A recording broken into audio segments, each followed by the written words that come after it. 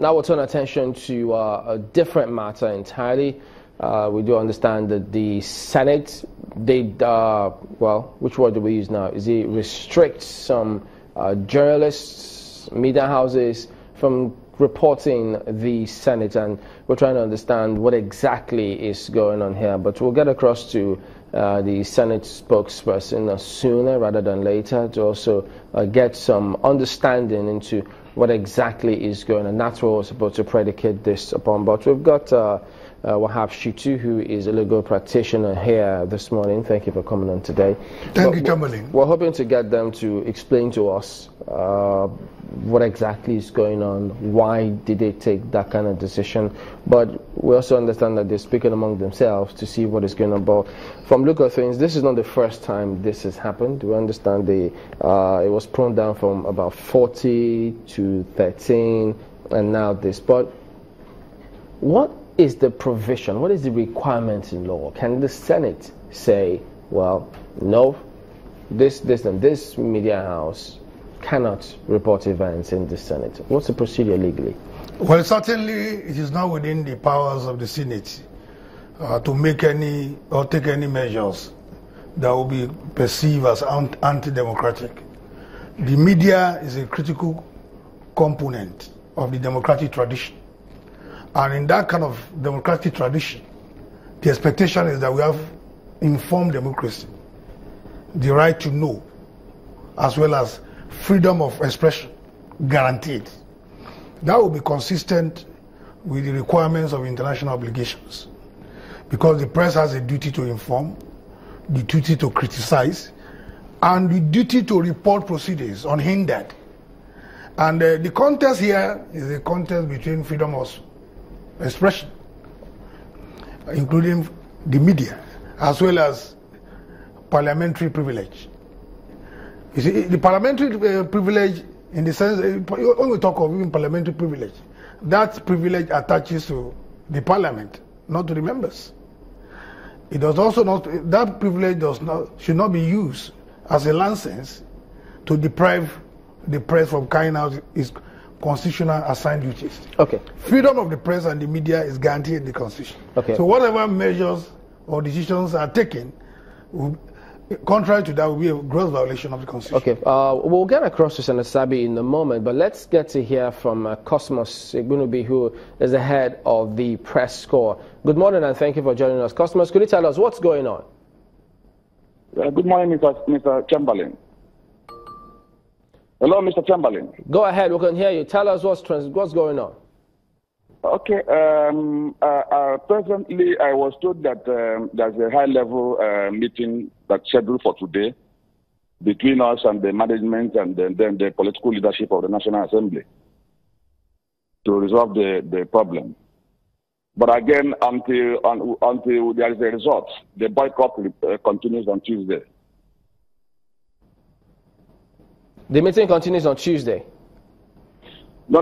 What I'm saying that this meeting will take place this afternoon.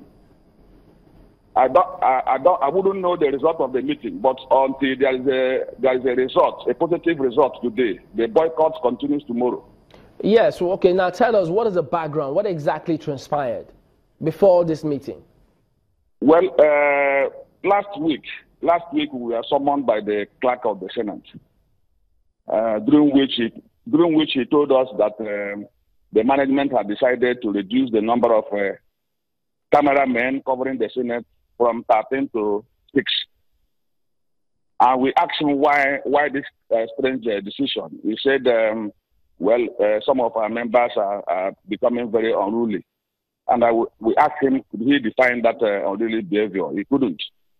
I said, okay, we don't want to be seen to be confrontational, but we want him to rescind that decision while we go and talk to ourselves. But to our greatest surprise, the next morning he placed the names of those people that should be allowed into the chamber, and we saw it as an affront, because the Senate is a public institution, and we don't see his decision as very palatable to us. Okay, so at the moment, you say that there's supposed to be a meeting on Tuesday. Are there any indications that all of those who have been restricted, will be brought back? That's what I'm saying. Until that is done, the boycott continues tomorrow. Because we have asked them to return to the status quo. Okay, wait. You talk about a boycott. What does that boycott mean? The boycott means that the cameramen will continue to stay away from the chamber. Okay, so for the broadcast media. While the negotiation is on. Okay. All right, so we'll be hoping to see what transpires, they say, on Tuesday. Yes. So now we know that there is a boycott until that is eventually sorted. But we'll get to the senator in a moment. So clearly he's given that background now. A meeting will hold, but at the moment, perhaps those who are boycotted it don't expect any reportage in terms of the visuals now from those. But do we have the senator on the line now to shed some light in terms of what's going on and why are they taking this decision? Okay, that is not there yet, but you heard from the head of the press corps some negotiations, but now they're going to go ahead and boycott it. It's a public institution, he says, almost agreeing with you, the Senate cannot restrict them. Yes, cannot. Any such restrictions has been contemplated by the Senate, allegedly contemplated by the Senate. So I think we should be guided here. We will be unconstitutional, we will be undemocratic, and will be inconsistent with our commitment to international obligations, including treaties and the African Charter. The press is a very, very significant component of the democratic tradition, and the right to know, freedom of expression, is part of the ingredients of an informed democracy.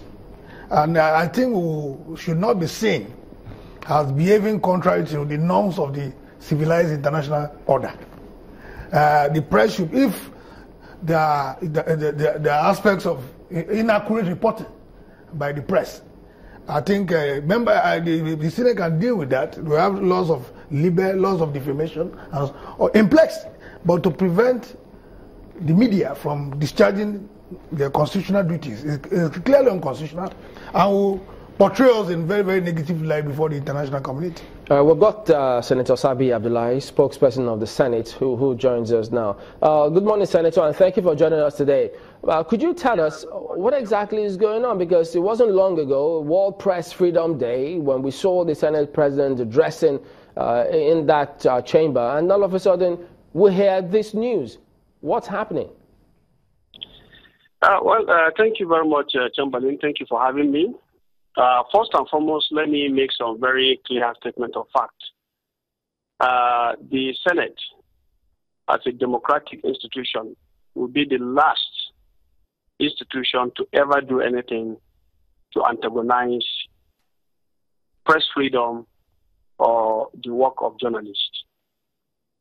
I want to submit that we have, since the inception of this 8th Senate, been very supportive of the media. And as a spokesman, I have a very wonderful working relationship with the press corps.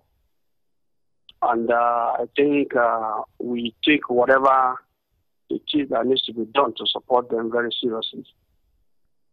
What has happened is something that happened between the clerk of the Senate and the press corps. And that is why today we plan to have an interface to understand what exactly has happened.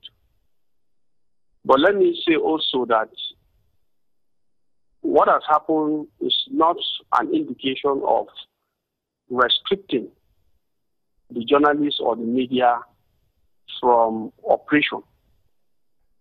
Yes, granted that the clerk had taken a decision to scale down the number of cameramen allowed into the chamber. But let me say that that is a bone of contention, and we're going to sit down and see how that will be resolved. So I believe it is not something that is very serious, but I guess it's just a misunderstanding, which is rather unfortunate, but we'll sort it out. Yeah, but Senator, I mean, yes, you say it's not something very serious, but it's not the first time that this is happening, because we understand that sometime in January it was pruned from 40 to 13. Yeah, you see, the issue is this. We need to also understand certain contexts. Unfortunately, if you look at the chamber, I want to believe it still has an, what do they call it, carryover of military mentality. Because, there was, in the design, there is a lot of gap. And what has happened now is the cameramen are covering most of the aisle. And, of course, naturally, there has been a lot of concern. It's restricting the free movement of, the senators. And so, unlike in other places where you have somewhere well, carved out for them, where they do their work unhindered and then other people move flawless. This is not the case. So I guess in trying to resolve these issues, there will definitely be one or two conflicts. And I think that is what has played out here. We are concerned equally, and definitely, like I said, in trying to resolve this issue, we'll look at all the issues so that from the side of the cameramen and from the side of the management, all the things that needs to be done will be done so that this issue will be resolved. Okay, well, it's good to know that discussions are going on such that this can be sorted, because many would have thought if it was restricting the movement of the Senate, the solution is not to bar some of them from covering proceedings anymore. It's just to create a place where addresses or things like that will happen. Is this also part of what these discussions will consider, bringing those who have been barred back? Well, like I said, I think we're going to discuss this. And let me say that from both sides, it is not good to start taking a hardliner position. I believe when everybody tries to bring out his perspective, what is important is for us to move towards understanding those perspectives and seeing how we can accommodate whatever difficulties that those perspectives represent. And I think, like I said, when we meet today, we'll try to see how we can tackle all of these issues, so that at least we can have some very simple, workable and practicable rules of engagement between us, so that all the teaching problems that have been identified can be taken care of, not just now, but even going forward.